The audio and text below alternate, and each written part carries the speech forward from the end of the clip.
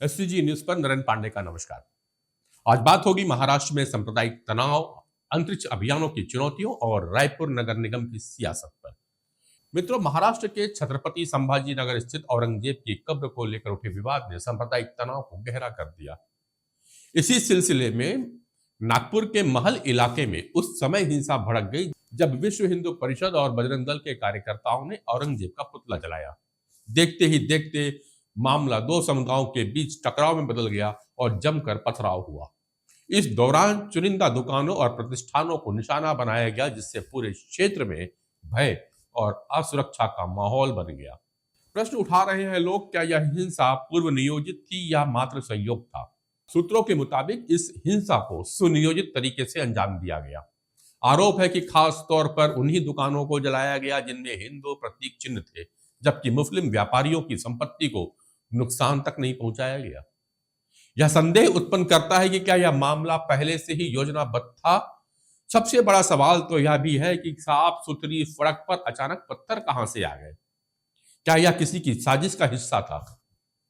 हिंसा के दौरान नागपुर के डीसीपी निकेतन कदम पर भी कुल्हाड़ी से हमला किया गया। गनीमत रही कि वे गंभीर रूप से घायल नहीं हुए। पुलिस ने तुरंत कार्रवाई करते हुए अब तक लगभग 55 उपद्रवियों को हिरासत में लिया है और इलाके में भारी पुलिस बल तैनात कर दिया गया है। प्रशासन ने साफ कर दिया है कि किसी भी तरह की अराजकता को बर्दाश्त नहीं किया जाएगा। इस विवाद की जड़ में जाएं तो मामला है संभाजी नगर में स्थित औरंगजेब की कब्र का। बीजेपी सांसद उदयनराजे भोसले और हिंदू संगठन ने इसे हटाने की मांग तेज कर दी। बजरंग दल ने तो यहां तक कह दिया कि यदि सरकार ने कब्र नहीं हटाई तो इसका हश्र भी बाबरी मस्जिद जैसा होगा। वहीं समाजवादी पार्टी के विधायक अबू आजमी ने औरंगजेब के पक्ष में बयान देकर इस विवाद को और भड़का दिया। उन्होंने कहा कि हमें इतिहास ही गलत पढ़ाया गया है। औरंगजेब ने तो कई मंदिर भी बनवाए थे। मैं उसे क्रूर शासक नहीं मानता। इस बयान के बाद आजमी को विधानसभा के बजट सत्र से निलंबित कर दिया गया। हालांकि उन्होंने बाद में माफी मांग ली थी। महाराष्ट्र के मुख्यमंत्री देवेंद्र फडणवीस ने विधानसभा में अपने बयान में कहा कि विश्व हिंदू परिषद और बजरंग दल ने विरोध प्रदर्शन किया। उन्होंने यह भी बताया कि धार्मिक सामग्री को जलाने की अफवाहें फैलाई गई है, जो एक सुनियोजित हमले को संकेत देती है। उन्होंने स्पष्ट किया कि किसी को भी कानून व्यवस्था अपने हाथ में लेने की अनुमति नहीं है और पुलिस पर हमलों को बर्दाश्त नहीं किया जाएगा। इसके लिए कठोर कार्रवाई भी की जाएगी। यह हिंसक घटना और दंगे पूर्व नियोजित प्रतीत होते हैं। छावा फिल्म ने औरंगजेब के खिलाफ लोगों के गुस्से को भड़काया है, लेकिन सभी को महाराष्ट्र में शांति बनाए रखने की आवश्यकता है। दरअसल इस विवाद की जड़ में इतिहास है, लेकिन इस पर राजनीति के साये ने वर्तमान को जला दिया।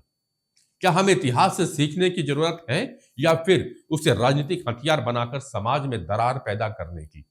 यह सवाल केवल महाराष्ट्र के लिए नहीं बल्कि पूरे देश के लिए महत्वपूर्ण है। बात अंतरिक्ष की होगी, सुनीता विलियम्स और बुच विल्मोर के अद्भुत धैर्य की, उनकी 9 महीने की अंतरिक्ष यात्रा की। अंतरिक्ष यात्री सुनीता विलियम्स और बुच विल्मोर की अंतरराष्ट्रीय अंतरिक्ष स्टेशन ISS से वापसी विज्ञान और मानव सहन शक्ति के इतिहास में एक महत्वपूर्ण घटना के रूप में दर्ज होने वाली है। केवल 8-10 दिनों के लिए भेजी गई यह जोड़ी 9 महीने तक वहां फंसी रही। यह न केवल तकनीकी बाधाओं का प्रमाण है बल्कि अंतरिक्ष यात्रियों के अद्वितीय समर्पण और मानसिक शक्ति की भी परीक्षा है। यह घटना एक बार फिर इस सच्चाई को उजागर करती है कि अंतरिक्ष यात्राएं अब भी बेहद अनिश्चित और जोखिमों से भरी होती हैं। बोइंग के स्टार लाइनर यान की विफलता ने अंतरिक्ष अभियानों की जटिलता को सामने रखा है। किसी भी तकनीकी गलती के दूरगामी परिणाम तो हो ही सकते हैं और इसके लिए अंतरिक्ष अभियानों में अत्यधिक सतर्कता और निरंतर सुधार की आवश्यकता जान पड़ती है। यहाँ पर डॉक्टर शिलमूर्ति का कहना उचित लगता है कि अंतरिक्ष यात्री मानसिक और शारीरिक रूप से कठिन चुनौतियों के लिए तैयार किए जाते हैं, लेकिन जब किसी अभियान की अवधि अनियोजित रूप से बढ़ जाती है तो यह पूरी टीम के धैर्य और अनुकूलन क्षमता की परख बन जाती है। इस लंबे अभियान ने अंतरिक्ष यात्रियों की क्षमता की वास्तविक परीक्षा ली है। राशनिंग, जल आपूर्ति का प्रबंधन और अपशिष्ट निपटान जैसे व्यवहारिक समस्याएं उनके सामने थी। विलियम्स और बिलमोर का यह अनुभव भविष्य के अंतरिक्ष अभियानों के लिए एक महत्वपूर्ण सबक भी है। भारत जो अपने महत्वाकांक्षी अंतरिक्ष यात्रा या अन्य अंतरिक्ष अभियानों की ओर अभी अग्रसर है, इस मिशन से कई महत्वपूर्ण जानकारियां प्राप्त कर सकता है। अंतरिक्ष अन्वेषण केवल तकनीकी और विज्ञान का विषय नहीं है, बल्कि यह मानव सहन शक्ति, मानसिक शक्ति और परिस्थितियों के अनुसार खुद को ढालने की क्षमता की भी परीक्षा है।